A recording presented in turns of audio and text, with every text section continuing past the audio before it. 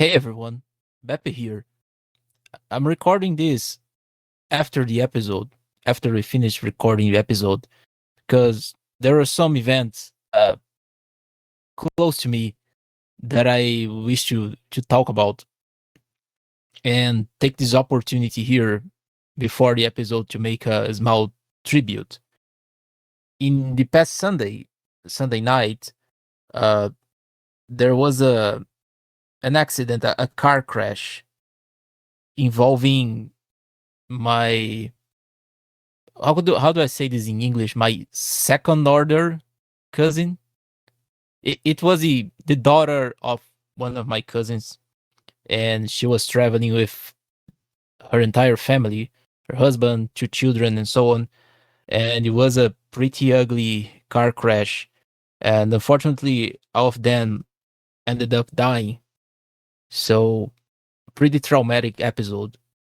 And I really wish to talk about it here because uh, the family of my cousin, it's I, I see them as one of the last remnants of this old stock kind of southerner.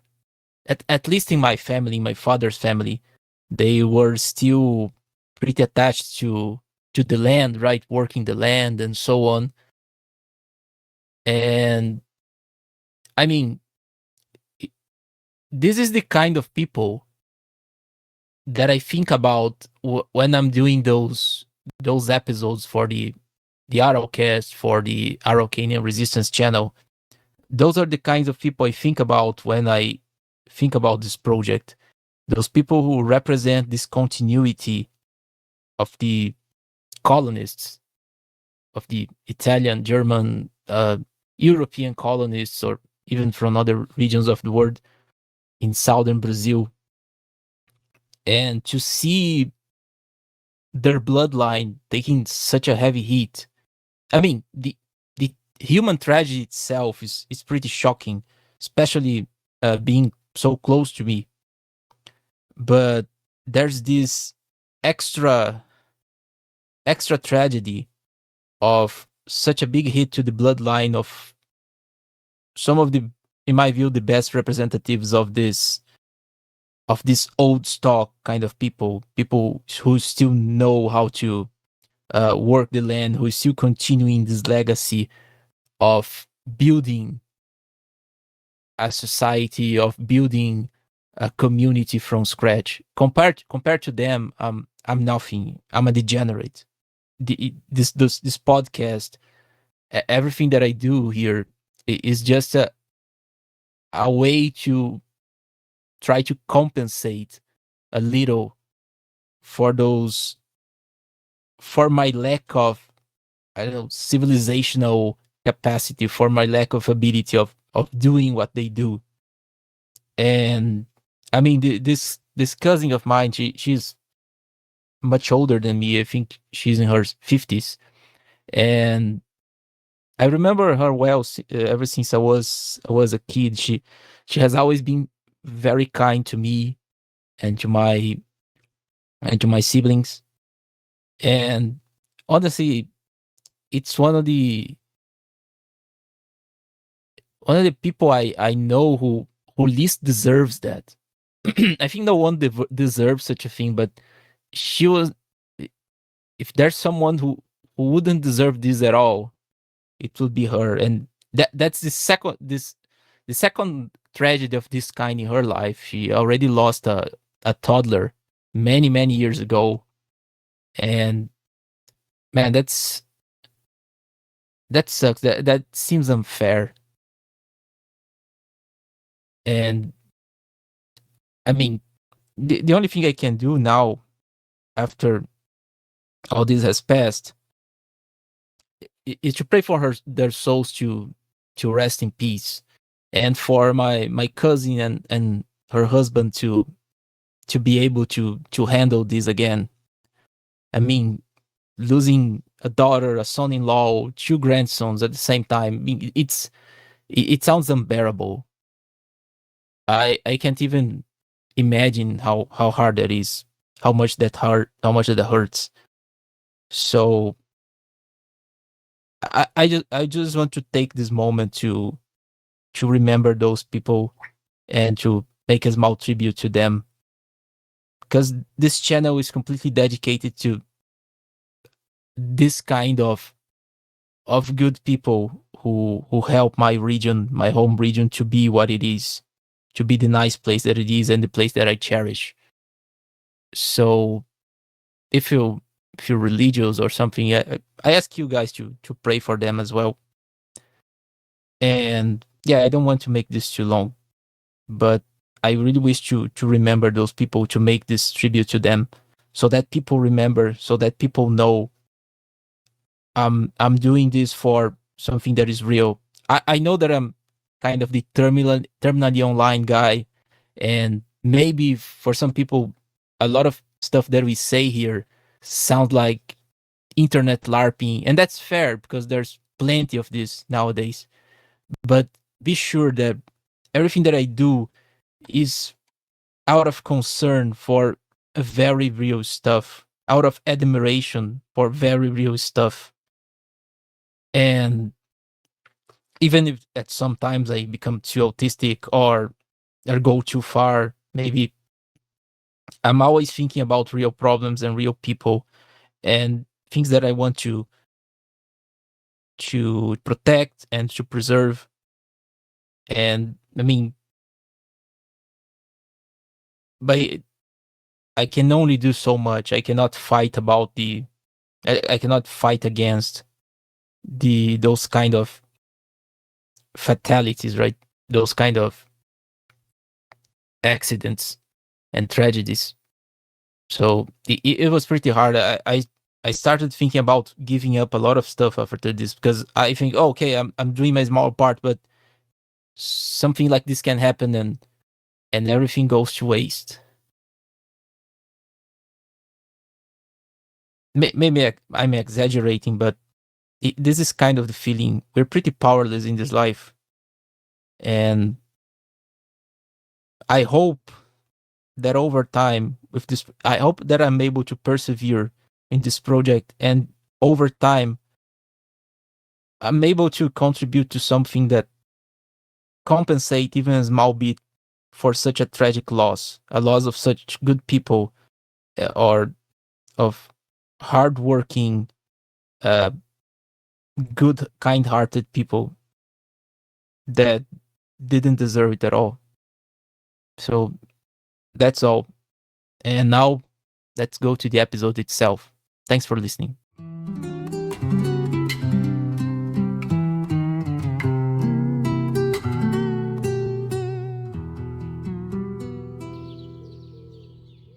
Hello, everyone. I'm Beppe once again, and we are back from the holidays. And this is the Araucast episode 16.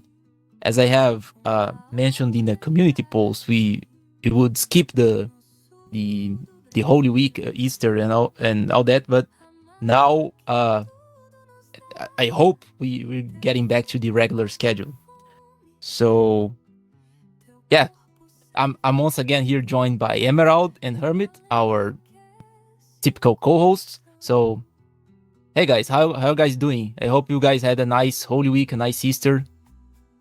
Yeah, I'm doing well. Holy Week was awesome, and I'm looking forward to doing this podcast again. As always, I always miss this. It's always good to have some conversations about these topics. So yeah. It was very nice, and thank you for the introduction. This week was very wholesome, to be honest, and let's try to bring this sentiment to the episode. True, it was a really nice week indeed. Quick reminders before we enter the topic.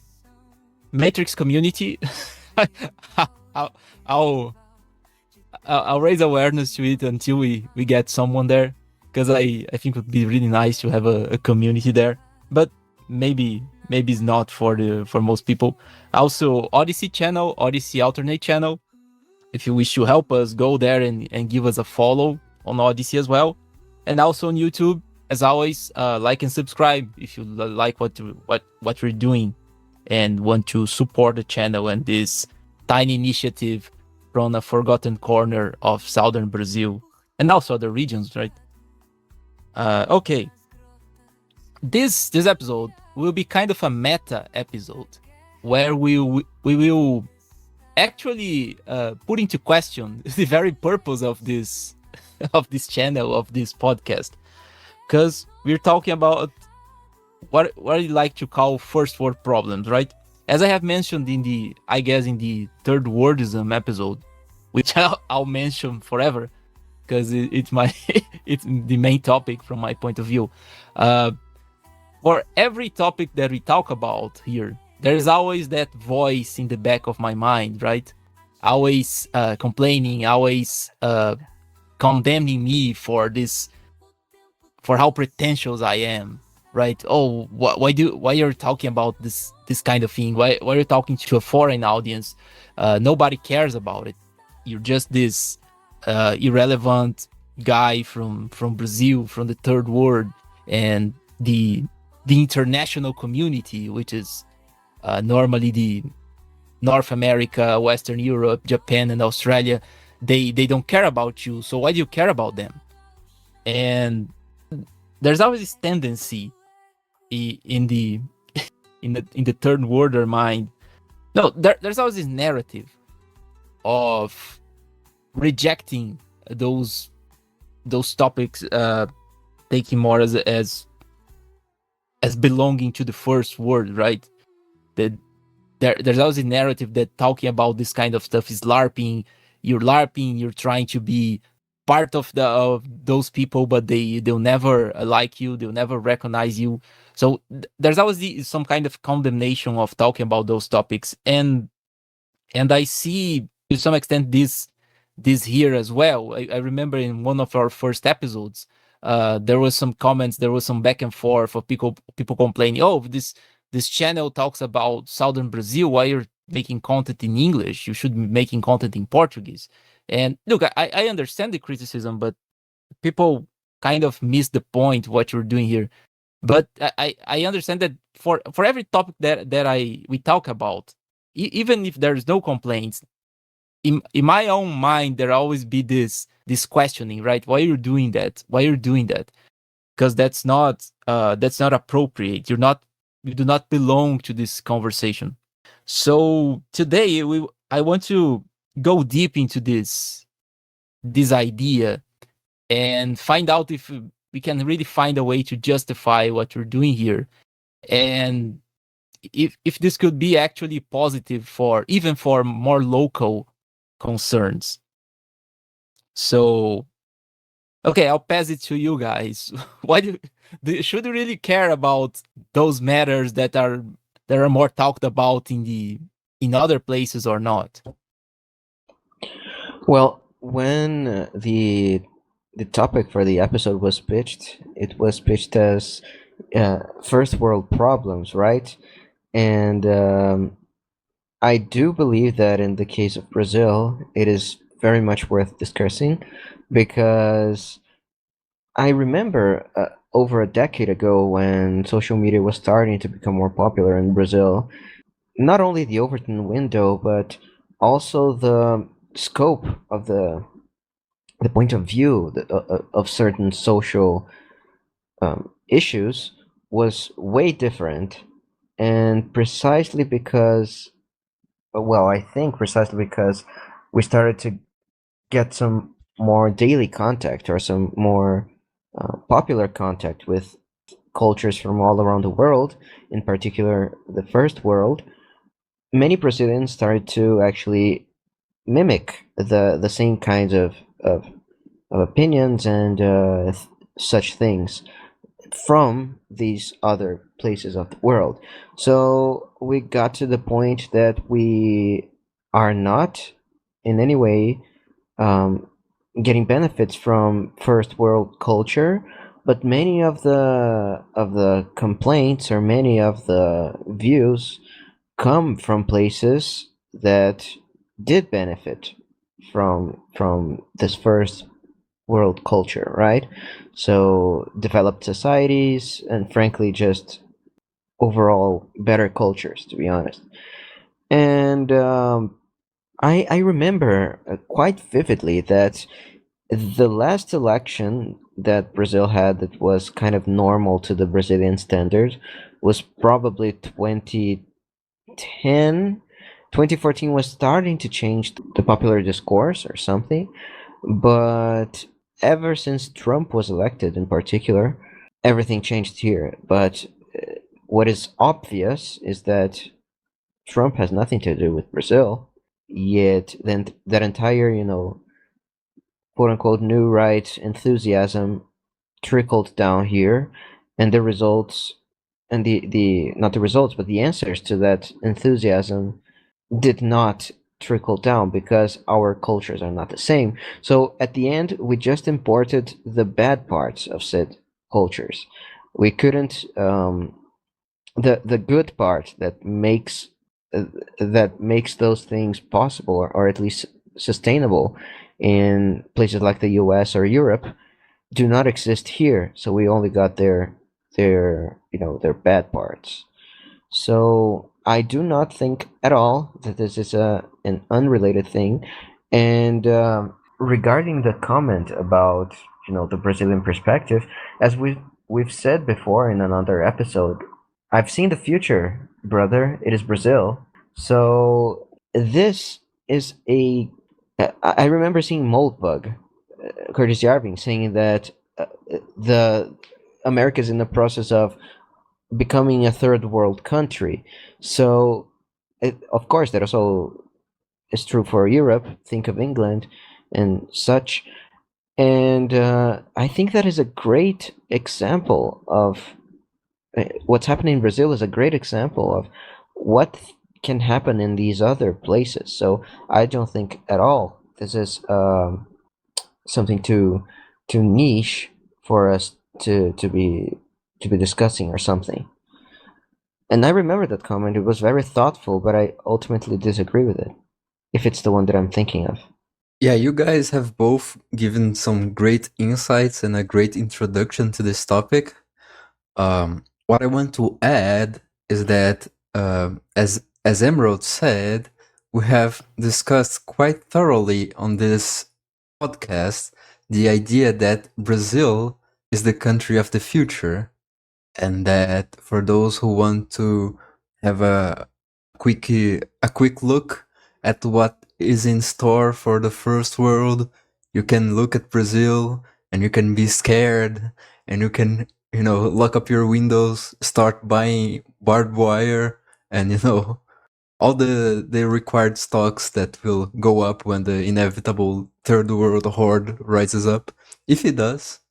But the main idea of this episode in particular is to highlight the idea that it is not only that we have been suffering from very specific ills, but that we also have fallen into the same ills that affect first so-called first world countries, which are quickly losing that mantle, but which have been at least typically associated with them. And we are going to get to them into this episode. What I have mostly in mind is this idea of, as I've said, certain kind of sociological ills that typically affect foremost developed countries instead of third world countries. One which I could mention that from the top of my head would be something like aging. We all know we have been experiencing a long period of aging, especially in the first world. You look at countries like Japan and South Korea, which are, the pinnacles of the examples of the success stories from the late 20th century. Nowadays, they are, the Shinzo Abe meme exists for a reason. People are not making babies, and that's a problem. But somehow, that problem managed to be transported in a almost supernatural way to the country of the favela, which is quite absurd to think about, and warrants a discussion. And that's why you guys are absolutely correct that this is a topic worth delving into, because it is not something that one would find into reason. You don't necessarily think of Brazil as having problems as France. You think of Brazil having problems as like Nigeria, but somehow Brazil is both. It has both the bad sides of England and the bad sides of Nigeria, and not the good side of neither. So yeah, that's where I stand on this. Okay, let me play the devil's advocate a bit here, because it's worth debating those topics, those issues, those imported first world issues once they are here. But if I'm going to role play as a Brazilian nationalist, the bad kind of nationalist, I could say that we are just compensating. We're doubling down, right? We are concerned about first world issues to compensate for the fact that we imported some other issues in the first place, right? Maybe when you look at all the stuff that happens here that seems out of place. Oh, we're debating things which are not part of our reality. You can see this as some form of contamination, right? Brazil had a way of doing things. People here had a way of doing things. We had a way of life, a certain way of life, and it started being corroded by people importing worldviews that do not belong in here. And if we're debating the bad consequences now, is because of this primordial sin of trying to be part of the international community, right? Maybe we should from the start recognize Brazil as this sui generis thing. Our issues are different from the other places. This like even geographical ideologism, that the way of thinking on different places is different. And if we follow that path in the past, we wouldn't have to be dealing with this more globalized debates nowadays, right? Maybe the mistake started by doing what we're doing now, trying to be part of this international debate and not recognizing not only Brazil but each country as having its own worldview, and trying to lock ourselves from this kind of malign influence. So that's what I have in mind. We see this a lot, right? Every time let's say we're talking about the problems of migration, even though we don't have too much foreign migration, we have the issues of internal migration, or we start talking about the ethnic or racial tensions, or we start talking about even the economy, opening the economy and so on, or closing the economy. There's always that idea of from some voices, this is some gringo topic, right? Some gringo talking points. By bringing this to our debate, you're just contaminating stuff. You're just poisoning our proper Brazilian way of life, or proper Brazilian worldview, that which if we had kept that, we wouldn't have those problems at all. Stopping being the devil's advocate. On the other hand, you can say maybe the foreign influence, the ideas that come from abroad, is a way to wake up in us some insights, that the ability to recognize some issues that we weren't able to see in the first hand, right? Because honestly, Brazil is a foreign invention. The Portuguese didn't came here and found Brazil already as this political entity, right? You had different tribes, so Brazil as a concept is this foreign idea. So where do you draw the line? Do you have that was validated, but at some point those we stop receiving foreign ideas, and then Brazil becomes this parochial reality that is not concerned about the rest of the world, or we keep this connection forever, and I would be part of this conversation. That's what I have in mind when we talk about it. You have these narratives, more ideologically isolationist narratives, and the ones who say that that's not realistic. We need to be part of this conversation, and in this process we end up importing the issues as well and have to learn how to deal with them. But not because they are invasive species, but because there are all issues are universal issues. All themes are universal themes, and they only have the regional flavors. Yeah, I think two things can be true at the same time. There is something to be said that, Brazil has kind of lost its way and hasn't, people are not putting enough effort in trying to understand Brazil's particularities. And I think that is something we are trying to do here, not on this episode, but on this podcast. But as I've said, we have the issues of Brazilians' particularities and the things that Brazil shares with these other countries. And I think the two can be true at the same time. But what I think happens is that in discourse, people have this kind of pet issues. For instance, you have the guy who's really bullish on Brazilian protectionism, and he only talks about Brazilian protectionism. If you are going to talk about no internal migration problems, he's gonna talk about Brazilian protectionism. If you're gonna talk about Brazilian racial issues, he's gonna talk about Brazilian protectionism. If you're gonna talk about Brazilian favelization, no. We should actually be talking about Brazilian protectionism, guys. You're just being psyops by the CIA. So this kind of people, they're just trying to kill the discourse and to steer it to their pet issues, which in a, tends to fail, but it doesn't stop being at least a little annoying. Yeah, I think this is one of the traces of ideological thinking, right? Look, ideology is a complicated word, right? Because in some sense, you can say that everybody has an ideology. We cannot trace back our way of thinking indefinitely, right? Oh, I have this idea because of this, and I have this idea because of that, and I have this idea because that. You cannot go this.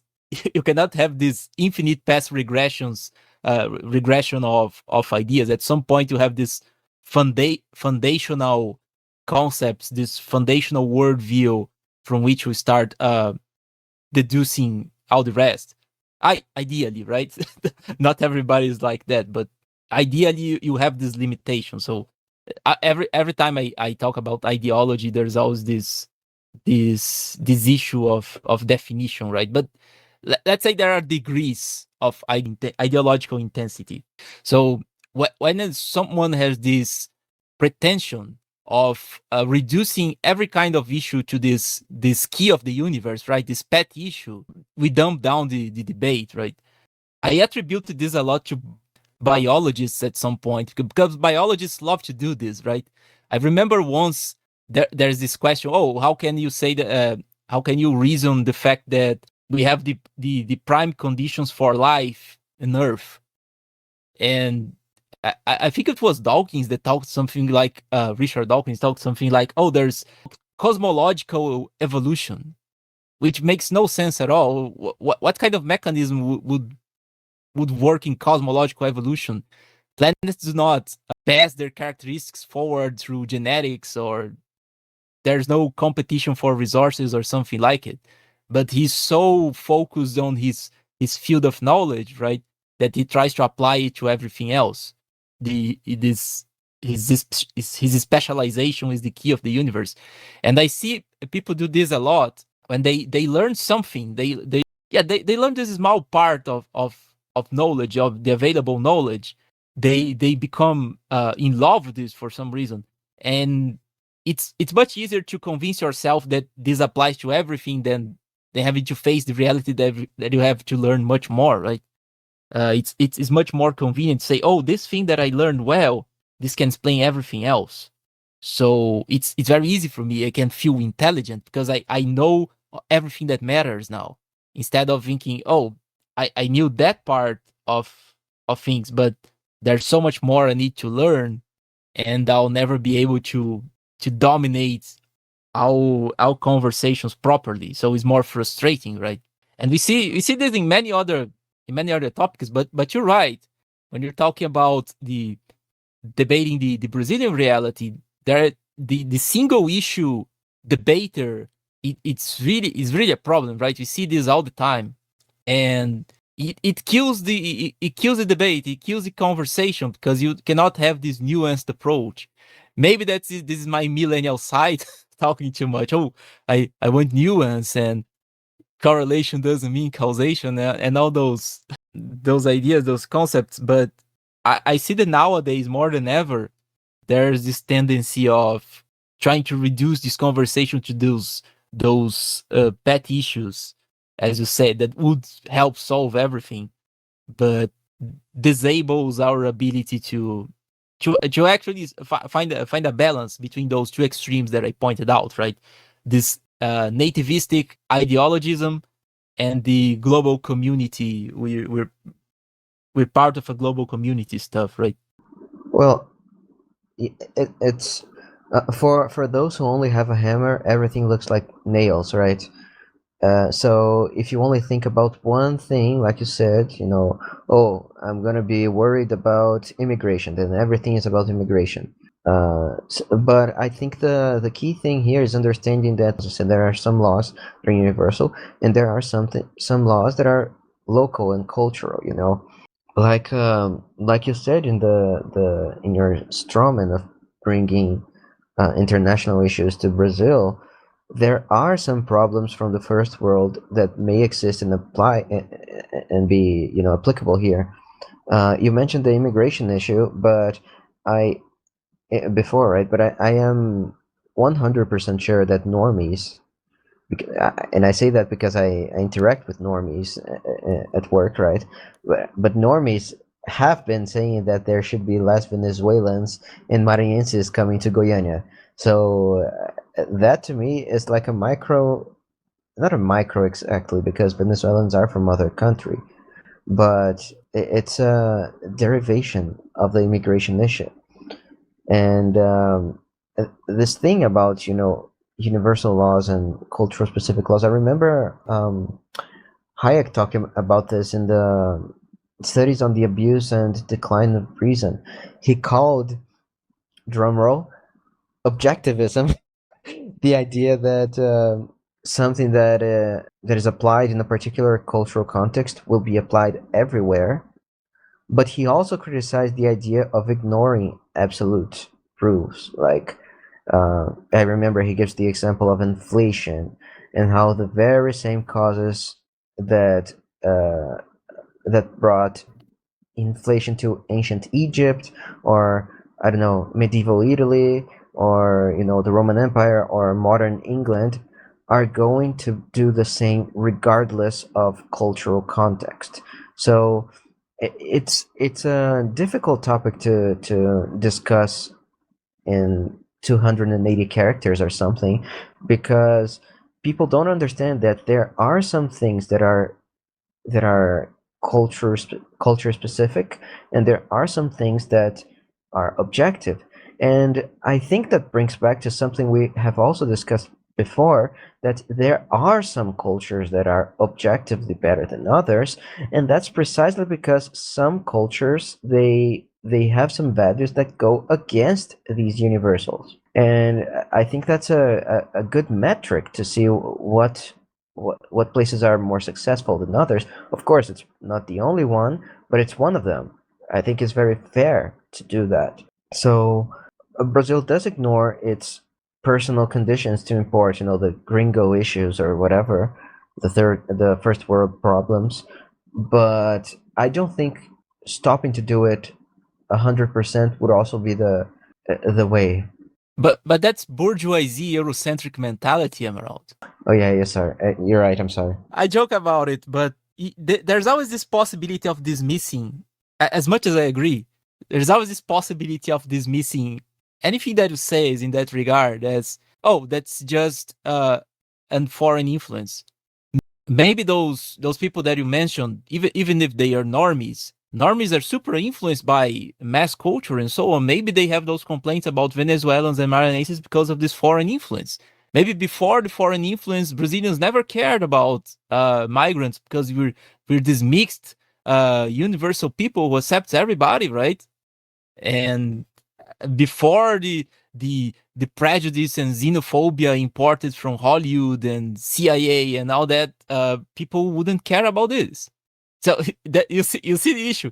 We're always Yeah. dealing with this idea that we can always dismiss. It's almost unfalsifiable, right? For you who is more acquainted with Popper, you can always dismiss any kind of claim because you can never prove 100% that you're not influenced by something else. You can always make this claim, oh, this is influence, this is influence, this is an importation. And there is this fundamental issue mentioning ideology again, that we're dealing with people with completely different first principles. So there's no possible conversation at the end of the day because one side is entirely committed to the idea that you can always dismiss those kind of anti-Brazilian or non-Brazilian claims as some artificial importation. The idea of this universal truth is just made up. Well, I would agree with you if something like Roraima didn't exist, because they suffered directly from diseases that Venezuelans brought. Measles, I think it's called in English, right? Sarampo. Yeah, they Yeah. suffered from measles because of Venezuelans that came there, and well, it's very fair what you said. You know, there's always some influence, even if you don't like something, you're still influenced by it in a way, right? But I don't know, man. That's hard. I'm playing devil's advocate here, but I agree with you. There's a limit of reasonableness, right? But when it comes to Brazil in particular, Roraima is too far away, right? Yeah. It's very easy to be isolated to this in-your-face evidence. But you know, the thing, what I was thinking about is that most Venezuelans that come here, they're actually very rude. They're not good people, and they're also a lot of them become bums or beggars or things like that. They're not really all that productive, to be honest. It's which is exactly the same issue with the Maranhenses here in Goiânia. It's quite uncanny, to be honest. It's like they are not, they almost don't share anything cultural with the locals, and it's funny. One person that I saw complaining about this is someone so anti-American, like cartoonishly anti-American. I don't know what to think about it, because usually when people talk about immigration, they think of, you know, Trump and the wall and things like that. But other than that, I don't see it very much in the news. But for some reason, this person still kind of treats these foreigners, let's say, as the what Mexicans are for, you know, the Americans that complain about this. It's a very difficult issue. I mean, there's always influence, like you said, but I don't think it's just that. You know, I think it's just one dimension of analysis. Let's just say that Kant would have a field day in Brazil trying to get to the thing in itself of Brazilianness or of Brazilian discourse, because it seems that you cannot escape the all the influence to get to this core issue of what is truly of the Brazilian national interest. It's almost a unreachable thing, but it is, as Emerald pointed out, very hard to escape, and is becoming increasingly more so, just like the other issues we have been talking here, which, you know, are always going to be on the fringes of, hey, this is a known issue, this is a created issue, and all of these things serve as, you know, maybe as healthy antibiotics, or it functions as an immune system, because people have been so overloaded by discourse, they don't know what is a real problem and what is just, you know, fantasy. But problems which we are talking here are coming to the boiling point, in which they are, you know, still, in some cases, still shimmering below the surface, to where you can't exactly see it, but you already can see the deadly fumes coming up and filling your lungs and stuff. But in some places, like Emerald said, the point has turned over, and it's pretty clear to see the effects. As a personal anecdote, I take a bus every workday to go to work, and I see the walls of my city. And back in my day, we used to have, I don't know how to say this in English. Maybe, I guess graffiti would be, the bad kind of graffiti on the walls. Vandalism. But at least they were written in Portuguese back when I was just a wee lad. But now you go up on the historical center of your local capital, and what you see is a bunch of Venezuelans writing in Spanish about their gangs and about their native towns of, I don't know, Barcelona and Caracas and whatnot. And you get this idea that,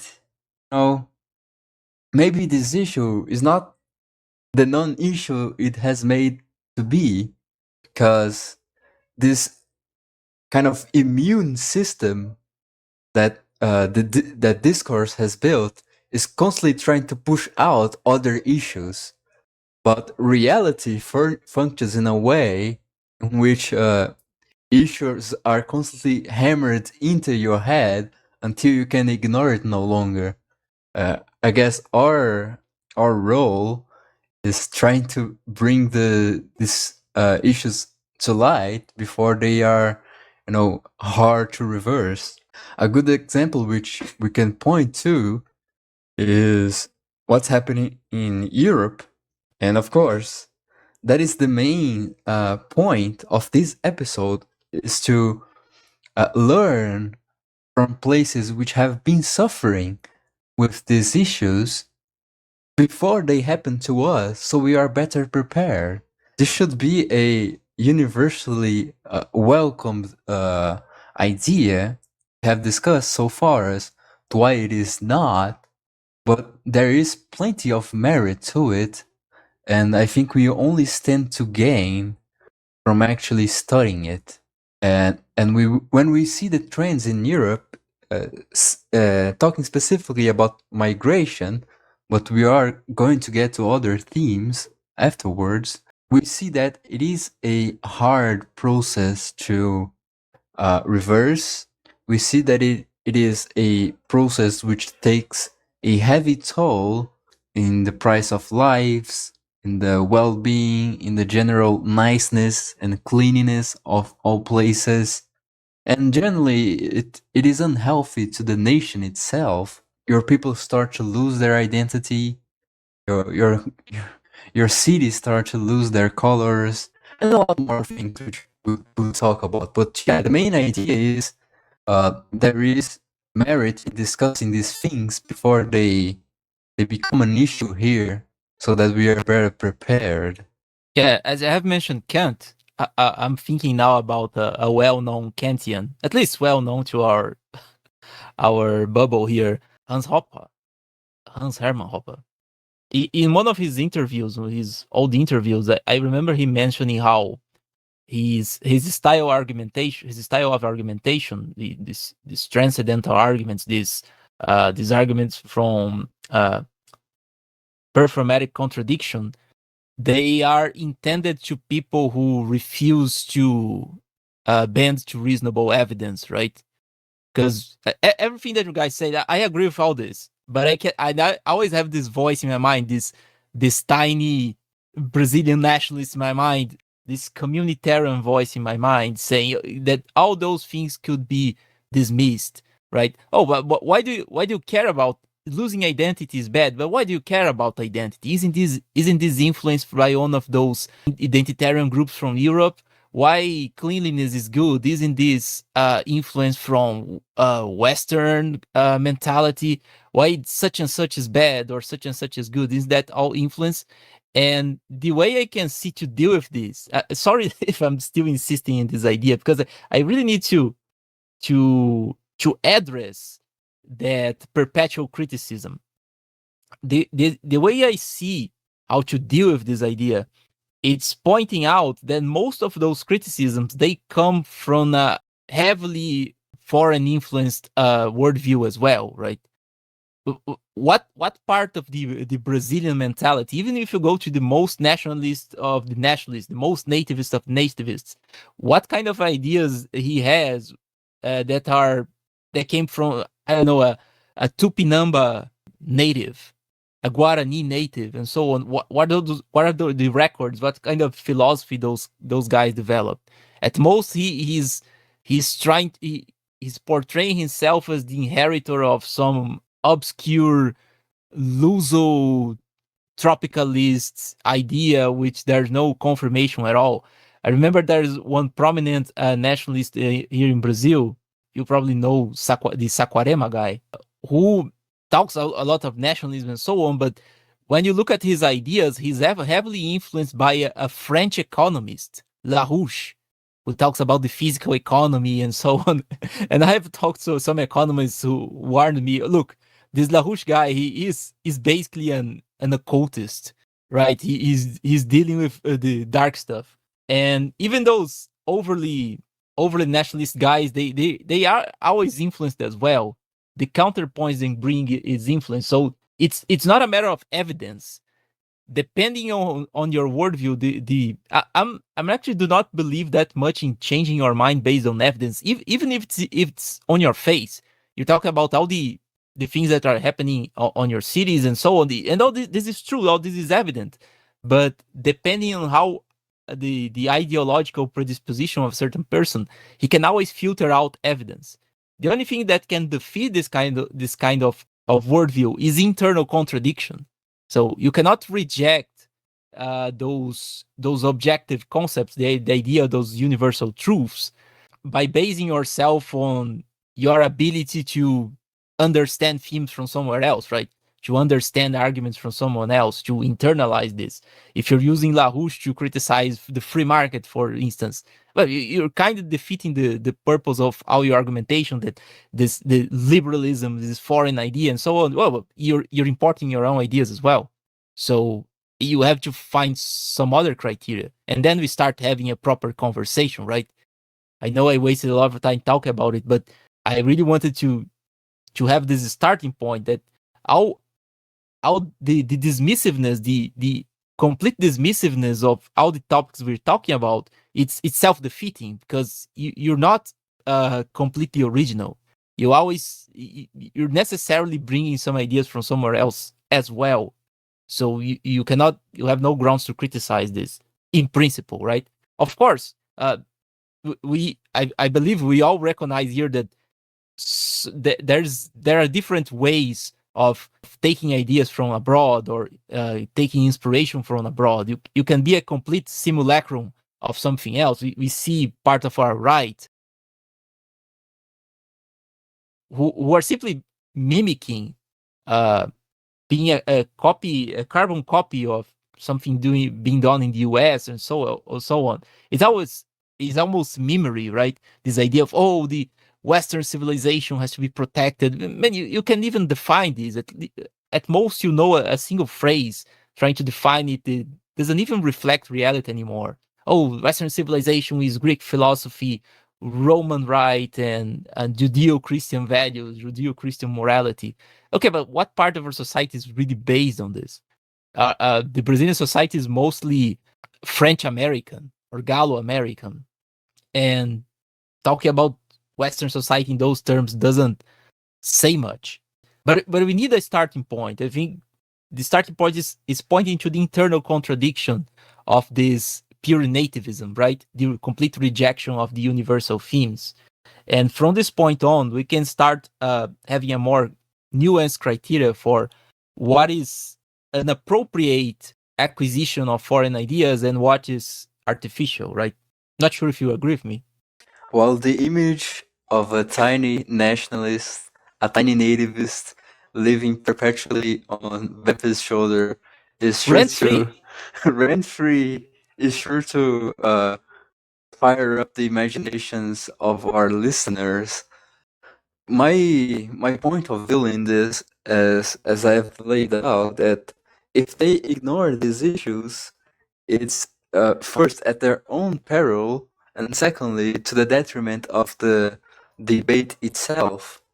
And so it is something that really needs to be put in the past so that we can discuss more interesting and more pressing matters.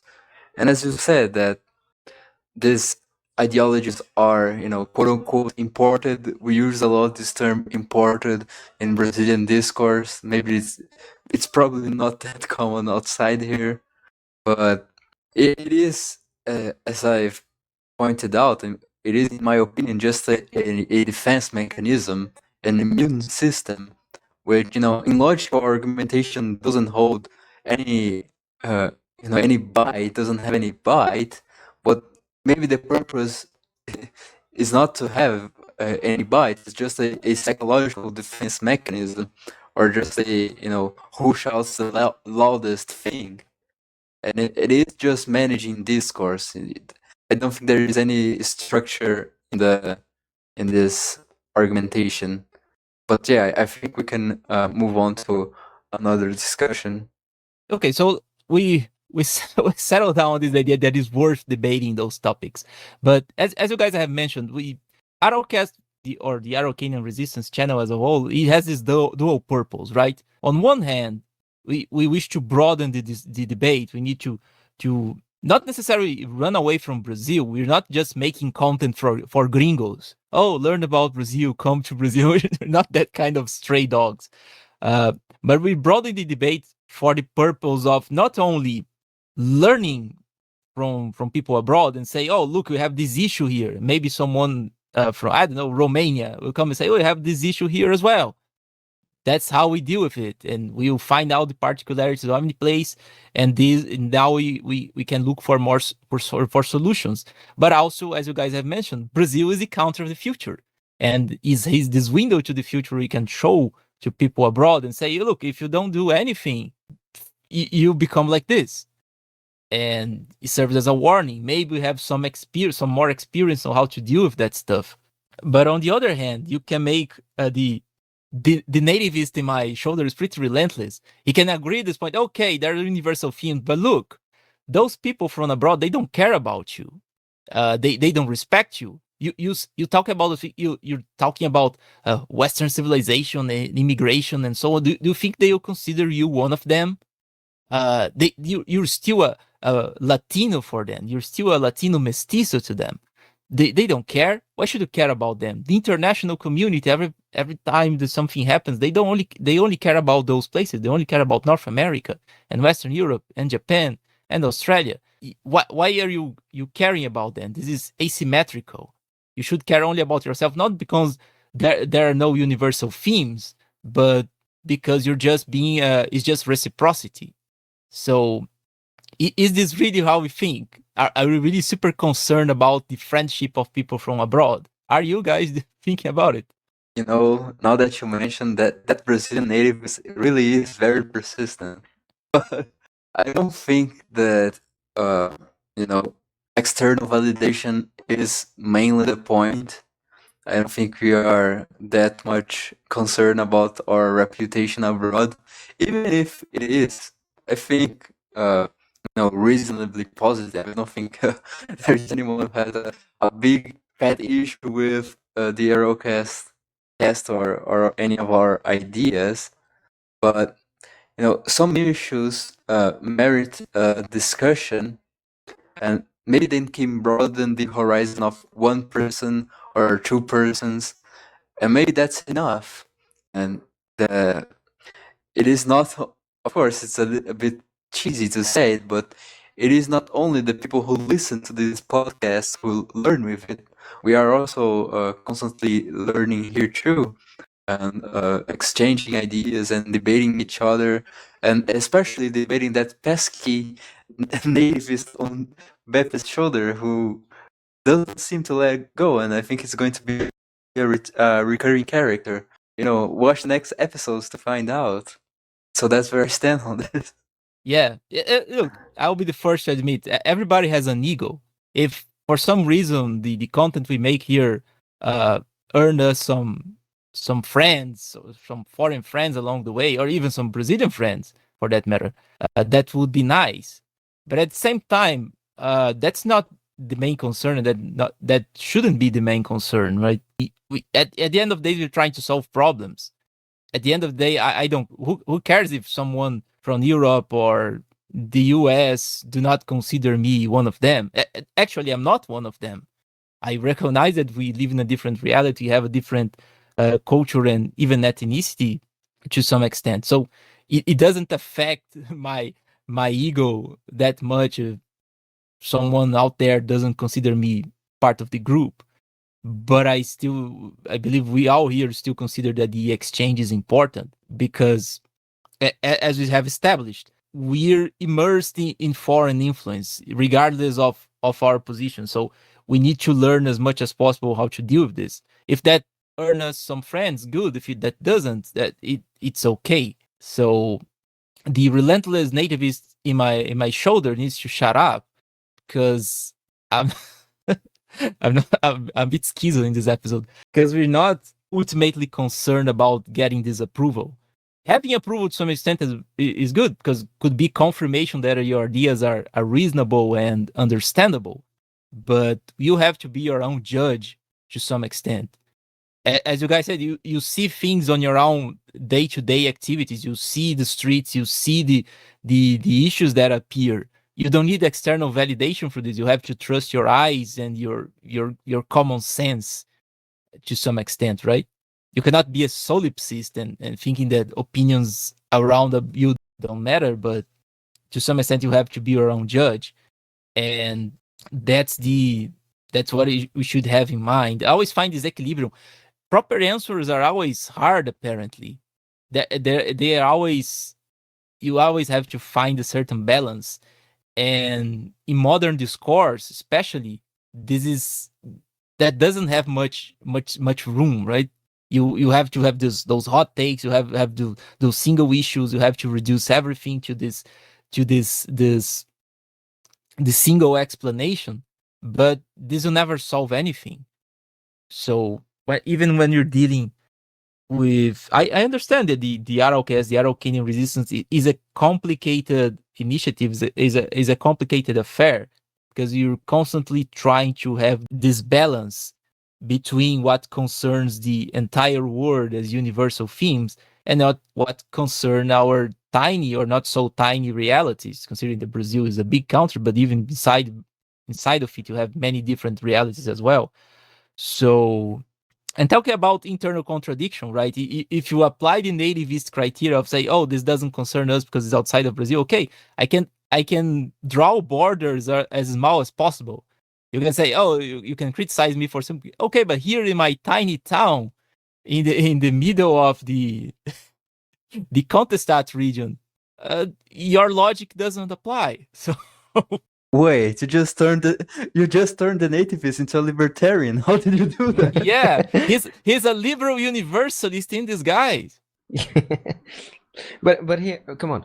I think I think that this kind of goes back to what I said, that there are some issues that are universal and there are some that are like native, and we have to try to do our best to navigate these two seas, or I don't think that the existence of one makes the other one irrelevant. It's like you said in the beginning, the person that takes one issue and takes it to uses it to explain everything.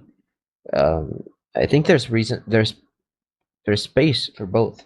Yeah, as I say, our mission, among other things, is to find that right criteria, right? The point of equilibrium between those two spheres of native issues and universal issues, and how they interact with one another.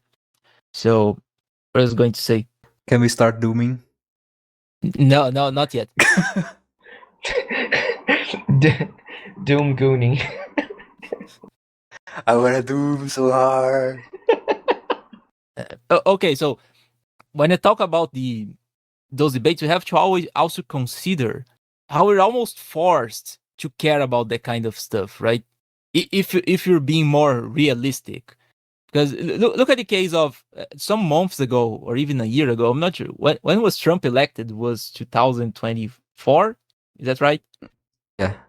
There is all that commotion around he removing USAID funding, right? And in this process and all the conversations that follow from that, it has been found out that there are many NGOs in Brazil that receive receive funding from USAID for promoting fake news, protecting the environment, or pushing some specific racial narratives and so on. So imagine you concerned about the American elections in 2023, and the tiny nativist in your shoulder say, that's not your problem. You live in chic Bahia. Brazilian listeners will understand that. And why are you concerned about whether Donald J. Trump or Joe Biden or Kamala Harris at the time will win? That's not your concern. But then we see the real world effects of this. Imagine if the Democrats had won and they started funding USA. That has the direct impact on our realities. So we're almost forced to care about this, right? Because if you live in the first world, that's a bit ironic. But if you live in the first world, you actually you have to have a higher chance of getting away of not caring about the rest of the world, because they are not influencing you culturally that much. There are other kinds of influence, like the migration issue, right? You can become the third world not by mimicking their culture, but by importing third worlders, for instance. But that's a separate concern. But here, even without population change, you can suffer the effects of all those first world issues simply for the fact that they are the cultural powerhouses of the world. Most of the things that are fought there in European universities, in American universities, and so on, and government bodies, they will end up hitting you. I was commenting with Emerald just before the episode here how I'm concerned now that there are legislation being passed in Colorado trying to regulate the usage of 3D printers because of ghost guns. I know for a fact that at some point this will reach my reality. So if I insert myself in this conversation as soon as possible, I would be able at least to try to sway the opinion of a bunch of people, a handful of people at some point. If I wait for the consequences to reach me, I would be less prepared, right?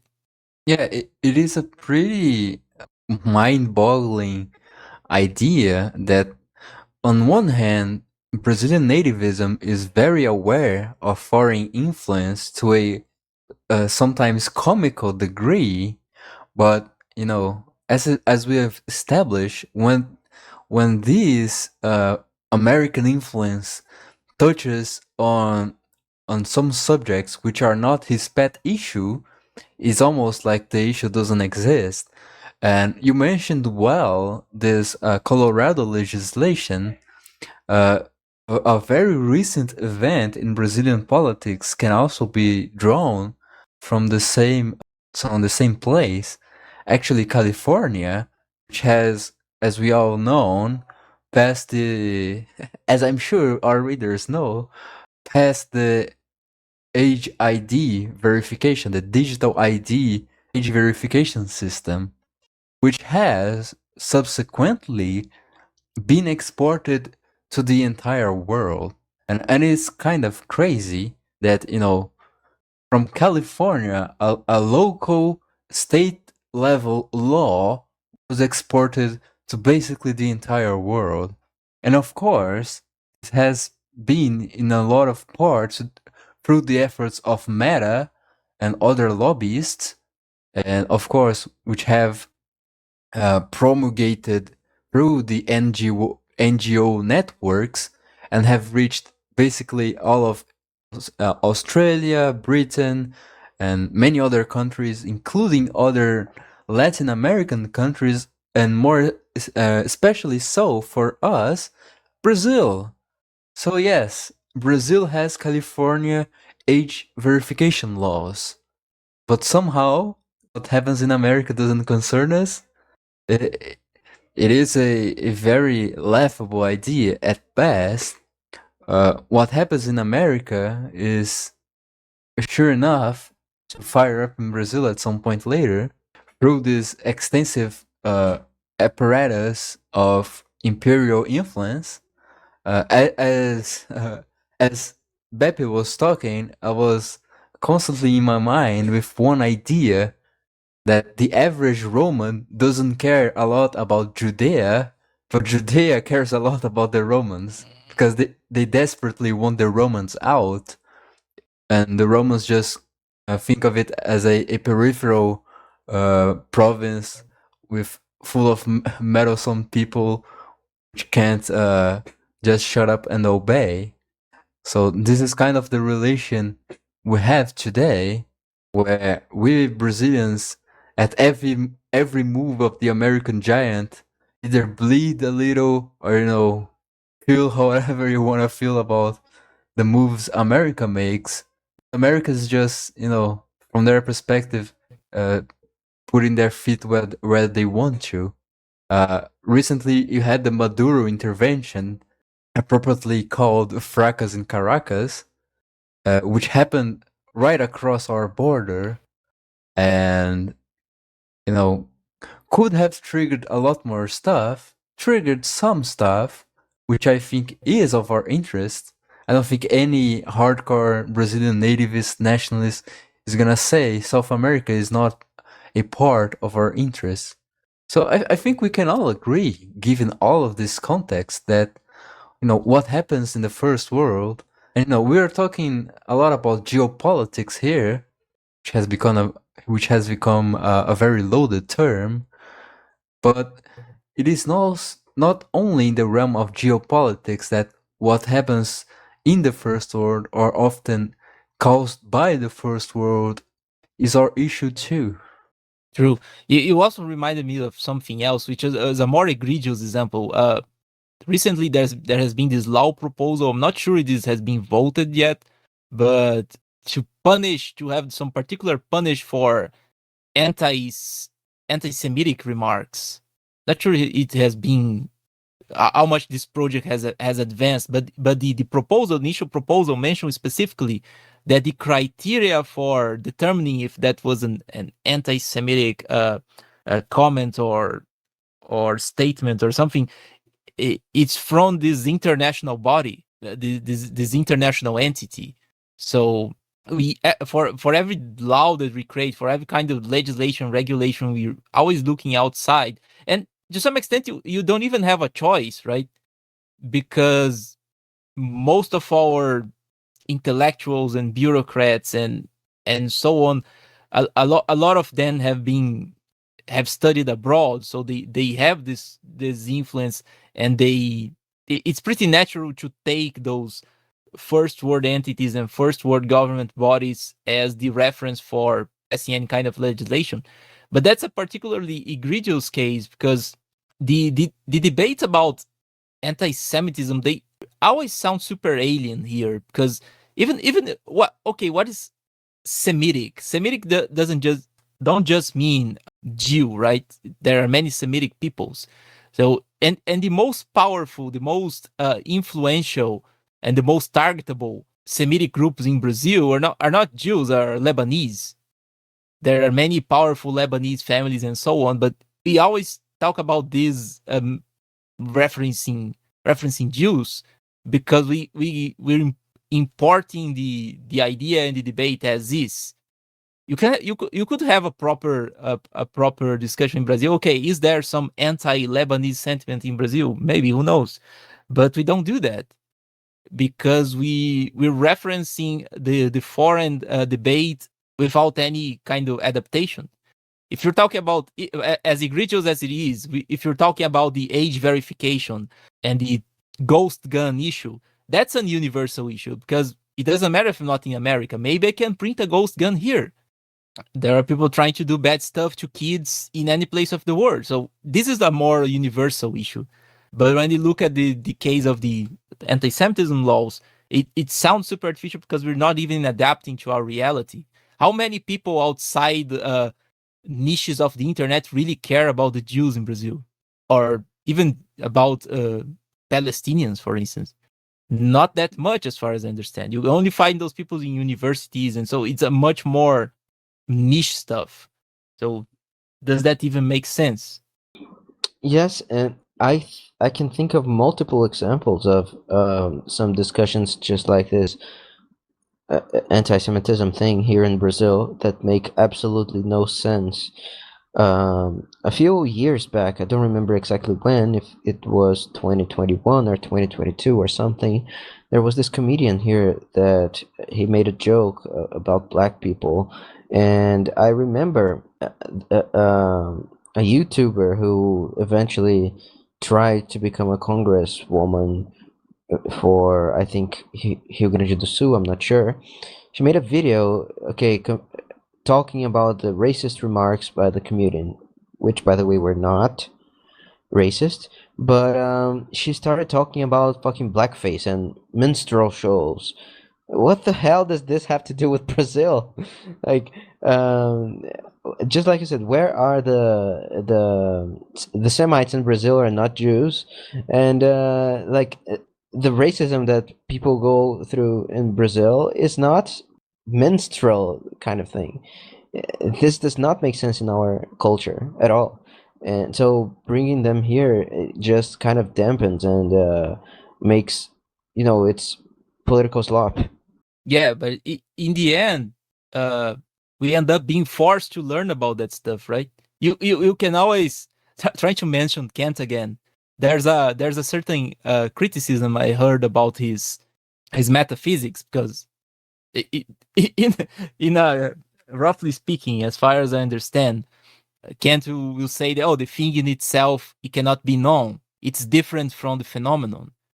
But there's a Thomistic criticism of this that says, well, if you don't know the thing in itself, how can you say it's different from the phenomenon? You can only say that those things are different because you know both, and then you can compare them. And in the end, making an analogy here, in the end, we end up having to learn.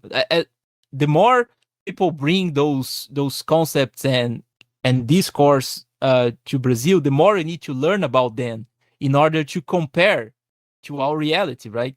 You have to learn that this congresswoman or is talking about, is importing those speeches about blackface and so on, and say, oh, look, I know where this comes from, and because I know where this comes from, I can say that you're not talking about our reality.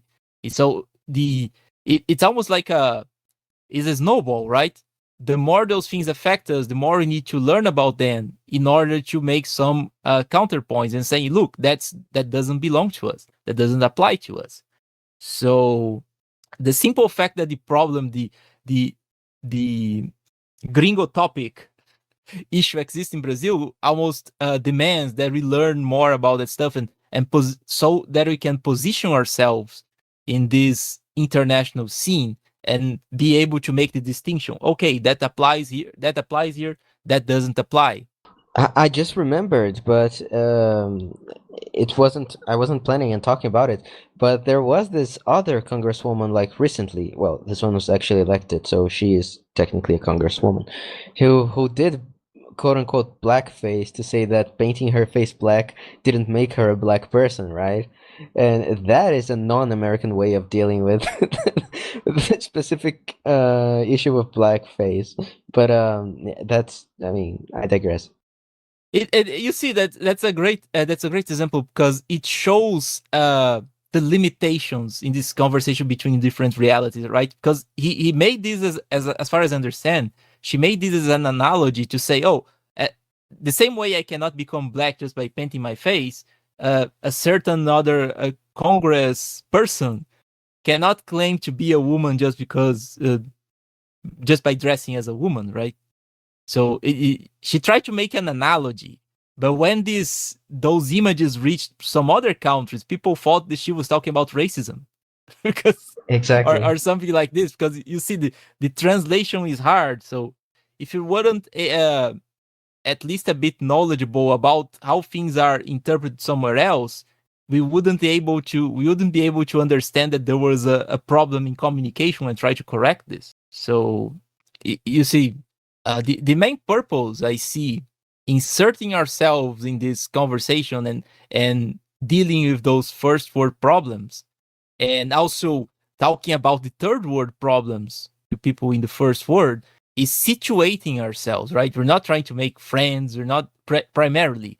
We're not talking, trying to feel like Europeans. We're not trying to.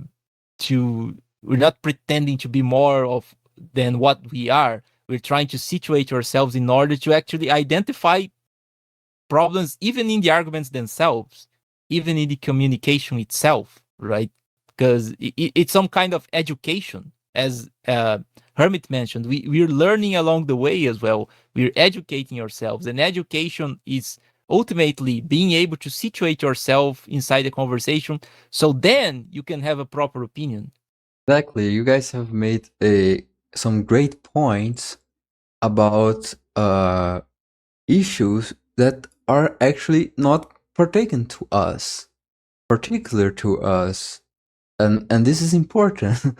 And even if it is just to say that we're not being impartial here, because we have started talking about issues that people think are not Brazilian issues but are, but we have also mentioned now issues that people from outside may think apply to us too, but don't.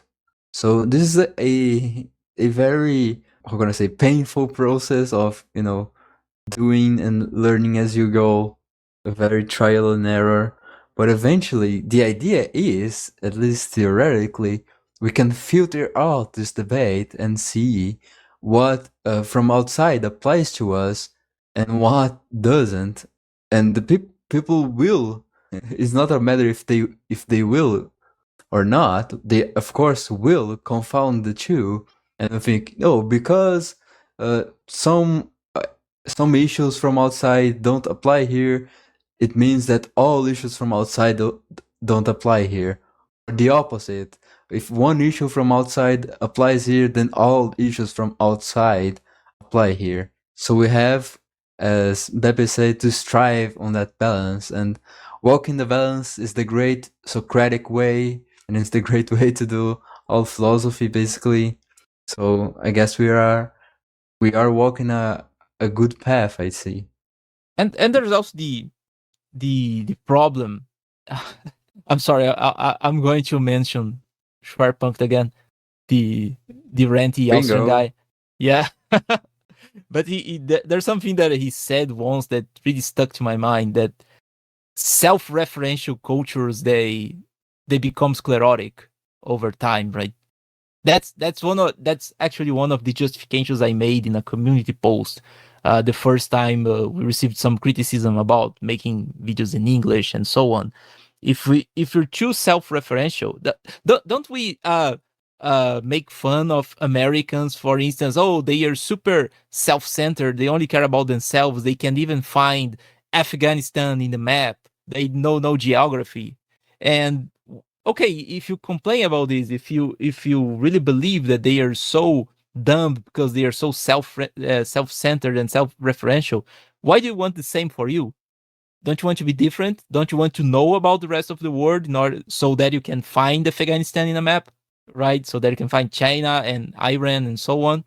I'd like to do so. I'd like to be, not necessarily be a citizen of the world, because I don't believe that as a right-leaning person. Okay, millennial. Yeah, sorry, but I'm a erratic millennial because I'm not that cosmopolitan. Generation traitor. Yeah, but I want to be able to situate myself in order to claim who I am, right? Where I am and what do I belong to. So if we follow this path or two of self-referential ideology or self-referential worldview, oh, let's only care about the Brazilian stuff because and everything that happens here is okay because it's Brazilian, and any kind of criticism is is artificial and so on, you end up sclerotizing. You end up just repeating things over and over. Schwerpunkt used this example of the Roman military manuals in the 7th century. In the 600s, there is this masterpiece of Roman strategic writings, which is Strategicon, the Strategicon, right? It's actually a Greek name. It was a process of transitioning from Latin to Greek in the eastern part, which is this compilation of all that military knowledge, which was able to situate the Romans in a wider world. There were paragraphs about those kinds of enemies, the Slavs. There are paragraphs about the Arabs. There are paragraphs about the Germanic tribes. There are paragraphs about all that stuff, and you have this compendium of all the characteristics of the Romans and their enemies and so on. And it was made from the ground up. It was an original work. And when you look at the subsequent military manuals, they were mostly just repeating the same stuff, to the point that becomes comical, to the point that when you go to the Crusades, they are so they're so locked to that self-referential ideas that when you look at books like the Alexiad, right, written by Anna Komnena, when she's talking about the Crusaders, the Franks, she was calling them Keltoi. They are the Celts from, I don't know, a millennium ago. When they talk about the people from the steppes, the Turks, they are the Scythians. The Scythians are far long gone. They had this classicism, this archaism, in order to refer to stuff, and shows how sclerotic they became, because they were just citing themselves over and over. The military manuals are just copying the same stuff over and over, making some one addition or another to reflect new enemies that appeared, but there are not that much originality. And guess what? That's not the only reason for this. I'm not being a single issue historian as well, but that's part of the reason they ended up collapsing, because they were trying to keep the same system in a different world, and all the changes they made were too little, too late. So there's always a risk. Yeah, and I'm talking about a proper civilization, something that was at the top of the food chain at some point, right? The Romans, the Eastern Romans, the Byzantines, whatever you want to call them. And this attitude of not looking at the broader scope made them unable to cope with different realities. And look, I'm talking about one of the top civilizations of that moment. If you're talking about Brazil, which is not even the top, refusing to deal with the wider world and to interact the ideas, and even selecting what is good and rejecting what is bad, as the apostle would say. I mean, it's even worse. We're not even in a prime position. We're not even surfing a high tide. We need to have the ability to rise up, and we're acting this mentality of rejecting the debating the international issues and the foreign topics and so on, locks us in an even worse position. Not sure if I'm sounding too schizo here, but I can see the parallels between those two things. I think you're not that far off, honestly. But as you said, there is an aspect that makes it worse, is that Brazilians are on the back foot. In some aspects, in other aspects, they are in the front run in the global diagenic third world collapse.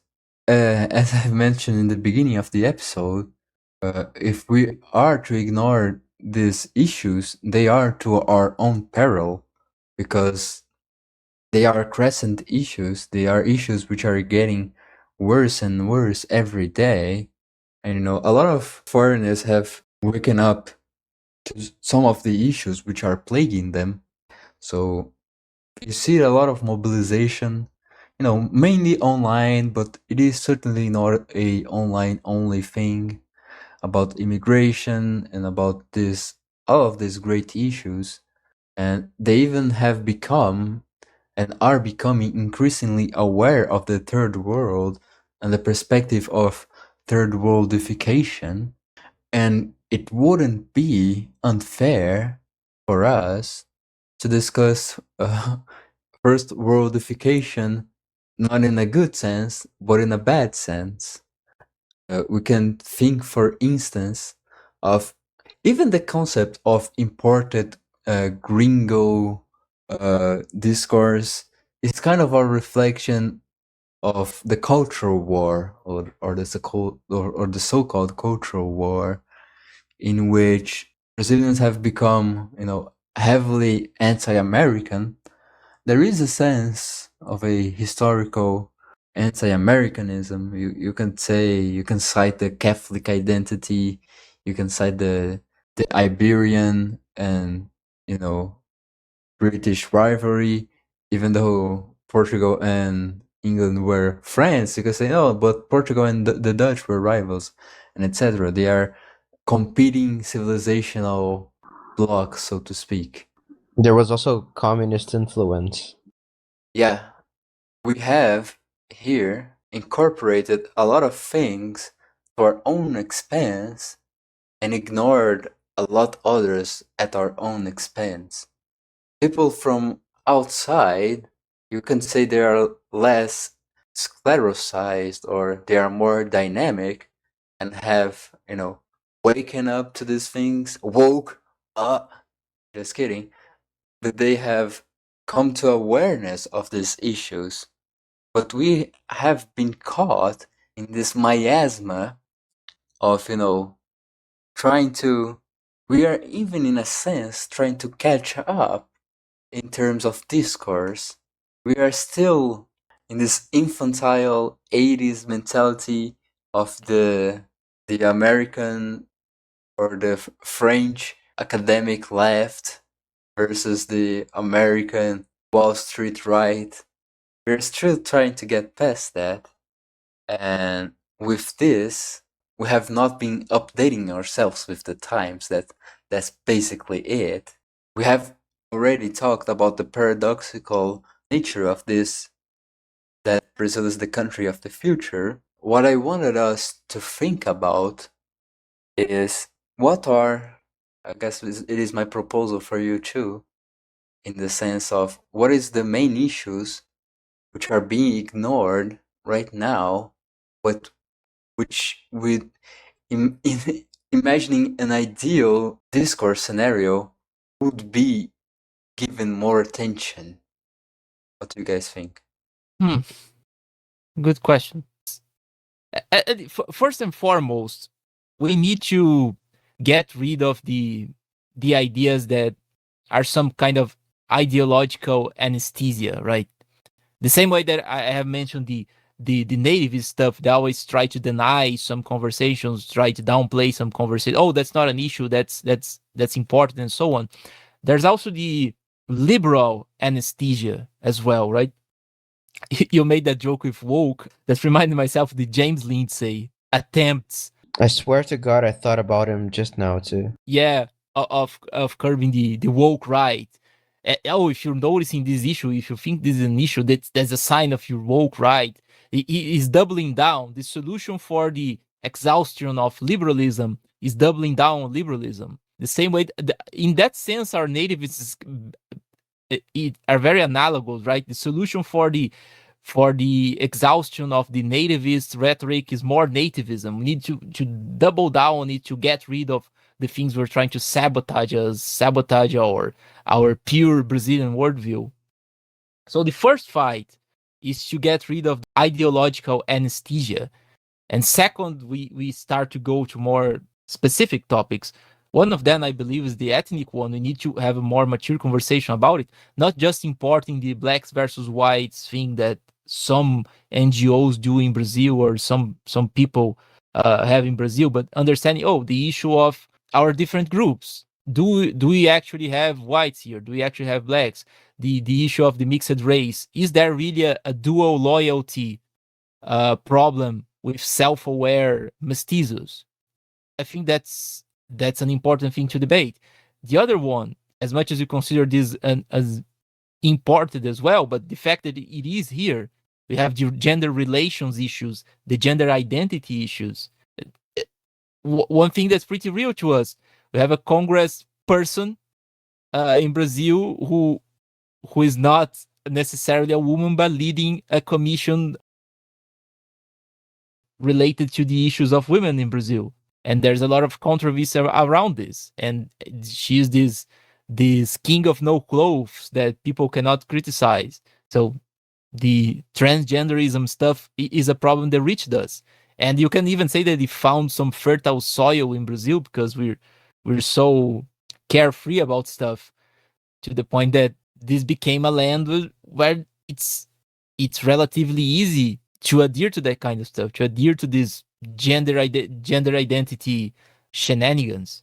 And even the economy as well, there's always a pushback. Oh, you have to have a proper discussion about the economy, not just trying to mimic our idealized version of 19th century England with laissez-faire, which was actually never that real, but also not thinking that, oh, we have to reject those Western ideas and double down on protectionism, as you mentioned in the beginning, because at some point, out of nowhere, ex nihilo, a huge factory of semiconductors will appear in Brazil, and we will reach our self-sufficiency in electronics.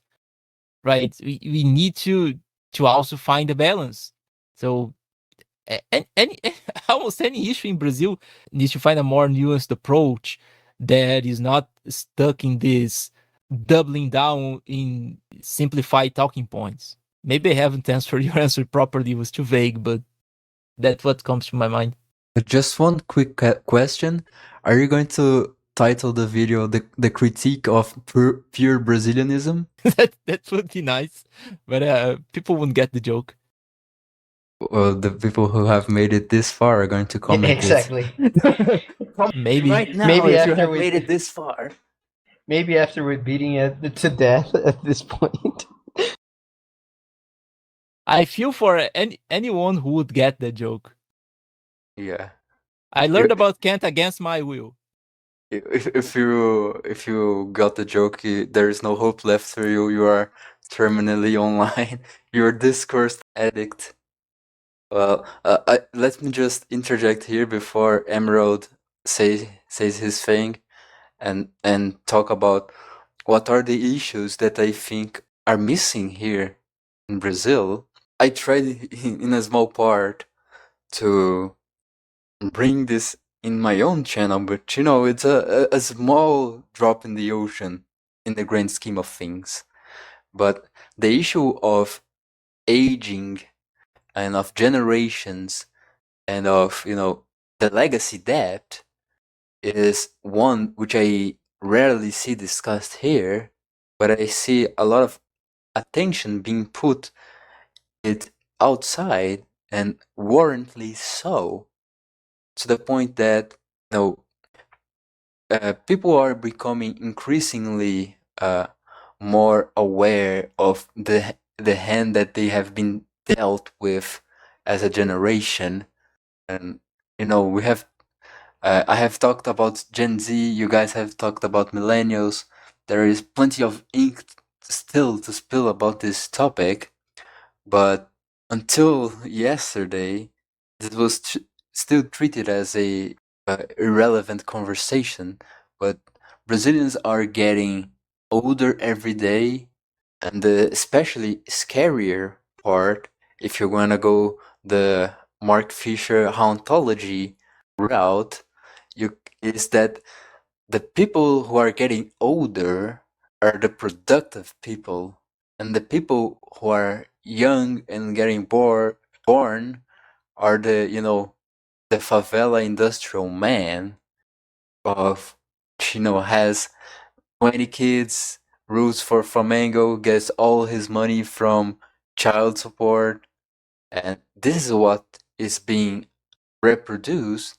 And on the other hand, we know what we are losing, and in between all of that, you are carrying this debt bomb, this social security bomb, which has this social contract that the next generation is gonna pay for it, but the next generation is composed, at least in the big masses, of stupid people and unproductive members of society, to say it the nicest way I can. And the people who actually produce are going to be living off soon, either to the afterlife or are going to literally flee the country physically, and we're going to be left with a quote unquote situation. And the sooner we begin to discuss this subject of aging and of population, we have to resurrect Malthus. I'm sorry, I had to do it, but that's just my opinion. Yeah, let me just add something here. That's a topic which has some parallels to what happens in the first world, and some that don't, because the issue of population aging, is more advanced in the first world, and we can see some consequences of that. But there's a differential there, because they are sitting on top of a huge pile of money, so they have a certain potential to offset this with automation and so on. And and even if you compensate this with immigration, they have the advantage, as much as they're bringing a lot of people who are not productive, but there's also the issue of uh they are receiving many productive people as well, right? We talk about the brain drain in third world countries. The more intelligent people are going to the first world in order to find better salaries and so on. So this is somewhat beneficial to the first world. So it's one of the factors they offset this. But then we look at Brazil, we have a aging population. We're not sitting on top of a lot of money. Actually, we almost lost the 2010s decade, not growing at all, especially after 2014. So our per capita GDP has fallen relative to the rest of the world, and we have no attractive for more productive people from the rest of the world. Actually, we're attracting, as you guys mentioned, Venezuelans and Haitians and so on, and people who end up being bums.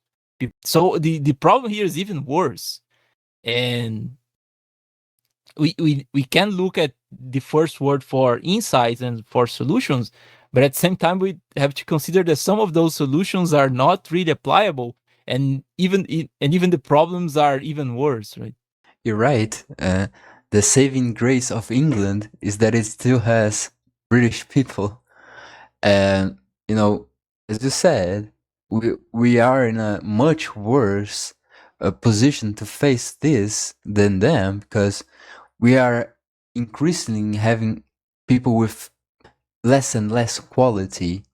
And this is an issue which has to be brought forth, and that's why I think it is important for it to be incorporated in discourse. It has to be brought forth because we desperately need to start thinking about solutions to this. Because if we don't think about solutions to this, we're going to end up having to pull up one of the more, outrageous ones, to say the least. So the sooner we can get thinking about this, maybe the sooner we can avoid dystopia. But people are going to shout AI, AI, AI, but I don't think AI is gonna solve it, honestly. But the sooner we get thinking about this, the earlier we can avoid total biomassification of Brazil. Sorry, Meralda, took your spot. Go on. Hermit mentioned that the saving grace of Britain is that there are British people there, and there's also another saving grace, which is their ethic, their Protestant ethic, because they don't have as much, at least the native people, they don't have the taking advantage culture, which we talked about in the last episode about the decay of the malandro and things like that, the vagabond culture. And there's also some of the ideas that are brought to other countries. They are not exactly, one-to-one representations, but they are very similar. For example, one of you mentioned, I don't remember who, I'm sorry, mentioned that while some places suffer with with the migration of, people who don't fit, we not only have that, but we also have the migration of people who don't fit and are basically incapable of adding anything. For example, the Haitians, the Venezuelans, and they just can't do it for many reasons, whatever they might be. The fact is that they don't. And when I think, bringing this back a little to how this applies to an international audience, think about it. Well, Mexicans in America, at least they are, they work with things that Americans aren't willing to work with. And so they are still very productive in some manner. But someday, another people or other peoples are gonna do the same that Haitians or Venezuelans are doing to Brazil now, but to them, they're not going to be Mexicans. They're going to be something else, or maybe they are Mexicans. But the point is that they will, become even a bigger problem than what America has. I mean, you see Europeans and Americans complaining about this issue a lot, but third world countries that have an analog, such as Brazil, with before mentioned Venezuelans, show that things can get even worse. Just a quick thing, Emerald. What do you think is the most pressing issue that is not being discussed in Brazil but is being discussed abroad? What do you think? Not discussed in Brazil, but is discussed abroad. Yeah. That's a good question. At least not discussed properly, right? Well, properly, very few things are discussed properly, at least in a large scale. But well, this is gonna be real basic, but I think expression, like, I don't like the term free speech, but this sort of things, because I think Brazil still has a lot of censorship to a degree that would be, not that other countries, not that even America is very good on this issue, but the way that it happens in Brazil, people are way too passive. I think we're worse than the British in this regard. Yeah, but I would argue at least free speech became a little more mainstream. And look, I'm terminally online. Maybe I have a improper sample of people, but it's more accepted to talk about free speech and censorship with the general public, even as a joke, right? Yeah, fair enough. Talk about migration, internal migration, foreign migration, and so on. That's hard to talk about. We have the elections this year, and I cannot imagine any of the candidates talking about this. But I can see them talking about free speech. I can see talking about the economy. Yes. The Yes, you're economy is correct. always a concern. Free speech became a concern, but they will not talk about migration. They will not talk about, other issues that he mentioned Yes, here. maybe it's just my personal, like, my pet peeve, let's say, because something very personal for me. But yeah, I can totally see politicians discussing this. But is there what is the most taboo subject to be publicly discussed? That's a tough one.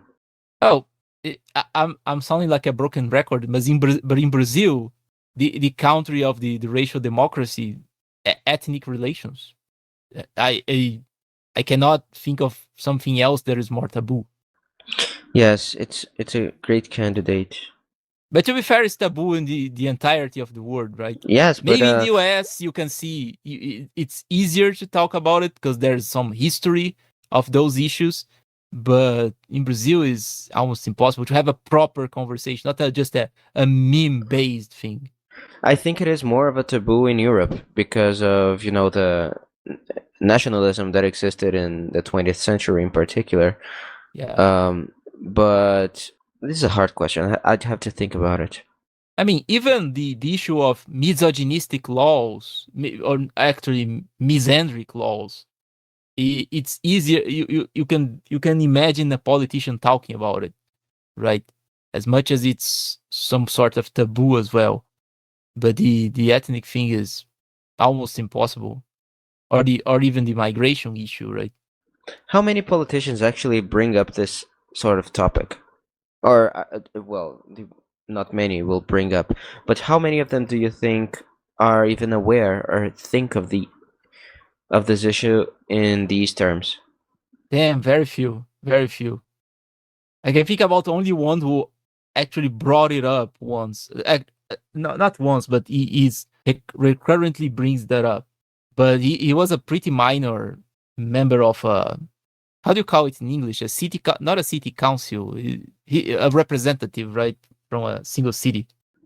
I don't know. I don't see how the not race but population issue would be in the public discussion, but yes, it wouldn't be seen as something positive. But I don't think it would be as bad as it is seen in Europe, for example, because of association with Nazism or whatever.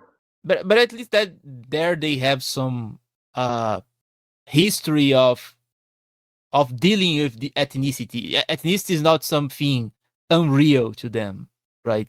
The French and the Germans and the English know they are different peoples, right? I don't know, man. France elected twice Macron. Like, French people may be in denial about this. No, I mean they have the concept, even if it's very veiled, even if they cannot talk about it. I understand that they at least can conceptualize the idea of there are different peoples. But in Brazil, even the idea of seeing those differences it's hard. Even as a positive thing, there's this weird paradox of valuing Brazilian diversity, but at the same time not liking the diversity when it's actually diverse. Oh, I know what is the most taboo topic to be discussed in politics publicly. Go ahead. Feel it. The JQ. Oh no. No, Yeah, don't go there, Emerald. Finish the episode. Okay, okay, I don't know. I really don't know. I understand where you're coming from, but uh, at the same time, I don't. Maybe because I don't feel like part of any like a specific population, but I don't see it as this.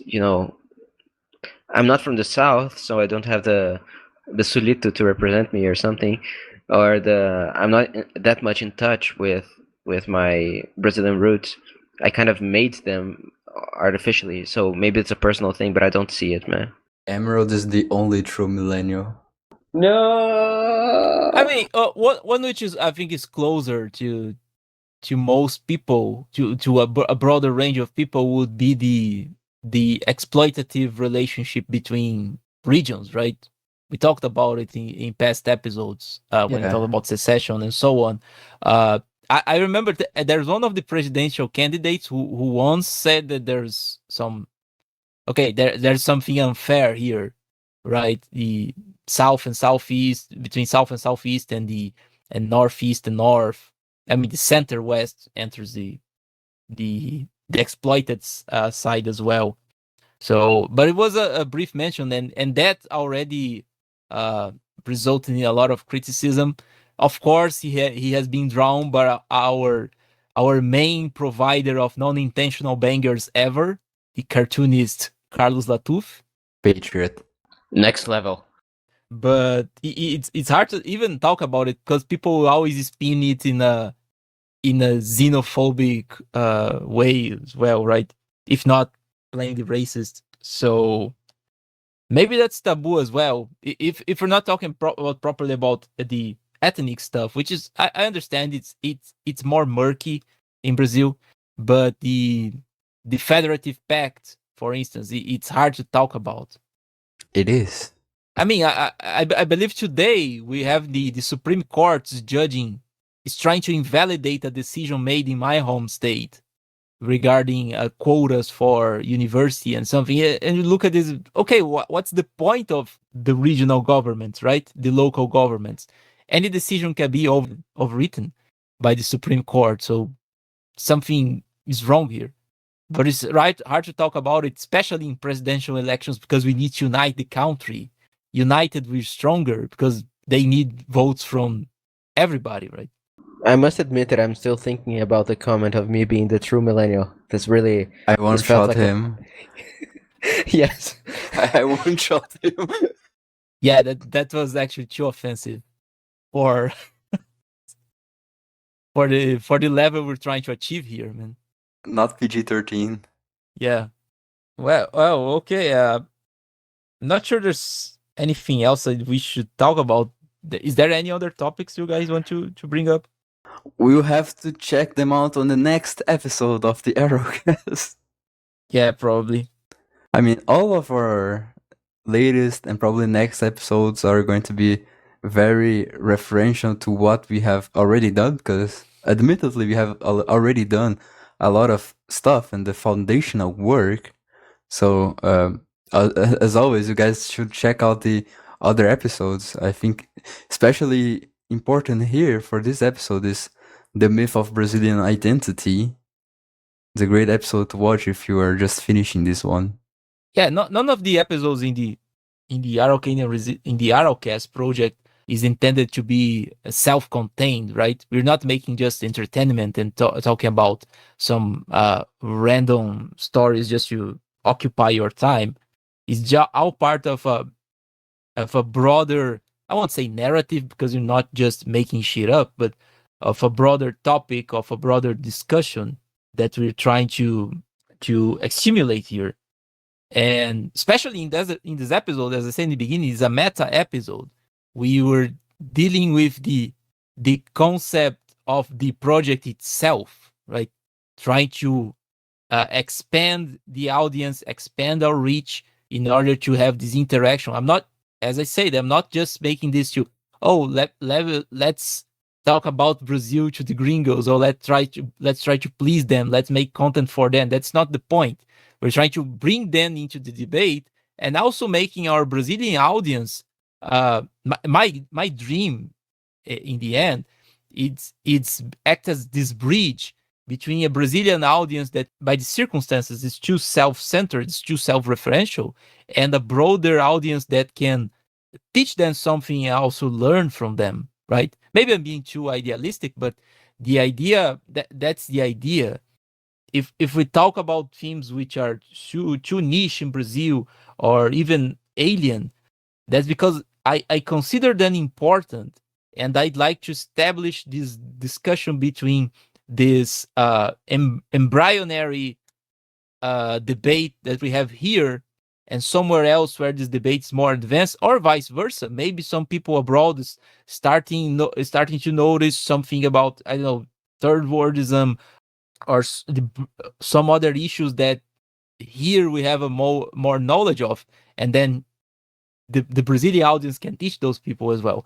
So everything that we talked here, we could be talk here for, I don't know, 4 hours, and would be just the tip of the iceberg, because it's easy to get lost in those specifics and so on. But the specifics are important as well. And over the course of these and the next episodes, we will keep improving on this. We'll keep expanding on this. But I really wish to establish this after 15 episodes, which is already a nice mark. I really to establish what we're trying to do and what are our main concerns and what are the topics we're trying to raise awareness to, in order to make this debate, this discussion, this interaction between those two kinds of audiences clearer. And maybe you can even raise some new topics as well. Maybe there are some things I can't even see yet. But in the end, that was the purpose of this episode, right? Talk about some specifics, but also talk about this broader project, this broader intent of bridging the debate. We're not making entertainment, of course. We're not just make content for foreigners, and